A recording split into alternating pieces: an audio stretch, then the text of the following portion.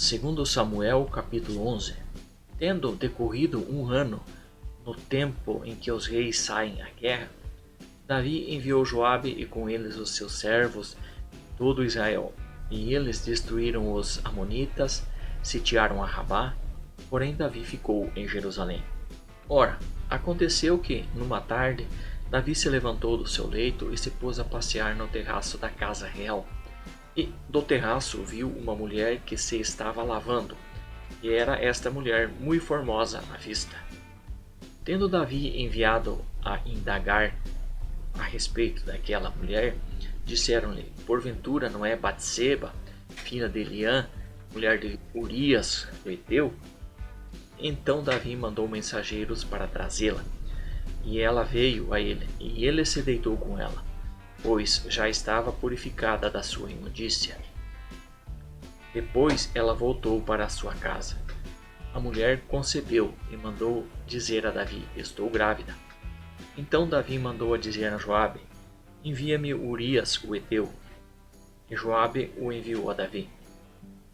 Vindo, pois, Urias a Davi, este lhe perguntou como passava Joabe, como estava o povo e como ia a guerra. Depois disse Davi a Urias: desce à tua casa e lava os teus pés. E saindo Urias da casa real, logo foi mandado após ele um presente do rei. Mas Urias dormiu à porta da casa real com todos os servos do seu senhor, e não desceu à sua casa. E o contaram a Davi, dizendo: Urias não desceu à sua casa. Então perguntou Davi a Urias: não vens tu de uma jornada? Por que não desceste à tua casa? Respondeu Urias a Davi: a arca e Israel e Judá estão em tendas. Joabe, meu senhor, e os servos de meu senhor estão acampados ao relento. Entrarei eu na minha casa para comer e beber e para me deitar com minha mulher? Como vives tu e como vive tua alma, não farei tal coisa. Então disse Davi a Urias: fica ainda hoje aqui e amanhã te despedirei. Urias, pois, ficou em Jerusalém aquele dia e o seguinte. E Davi o convidou a comer e a beber na sua presença, e o embriagou. E à tarde saiu Urias a deitar-se na sua cama com os servos de seu senhor, porém não desceu à sua casa. Pela manhã Davi escreveu uma carta a Joabe e mandou-lhe por mão de Urias. Escreveu na carta: ponde Urias na frente, onde for mais renhida a peleja, e retirar-vos-á dele, para que seja ferido e morra. Enquanto Joabe sitiava a cidade, pôs Urias no lugar onde sabia que havia homens valentes. Quando os homens da cidade saíram e pelejaram contra Joabe, caíram alguns do povo, isto é, dos servos de Davi. Morreu também Urias o heteu. Então Joabe mandou dizer a Davi tudo o que sucedera na peleja, e deu ordens ao mensageiro, dizendo: quando tiveres acabado de contar ao rei tudo o que sucedeu nesta peleja, caso o rei se encolerize e te diga: por que vos chegaste tão perto da cidade a pelejar?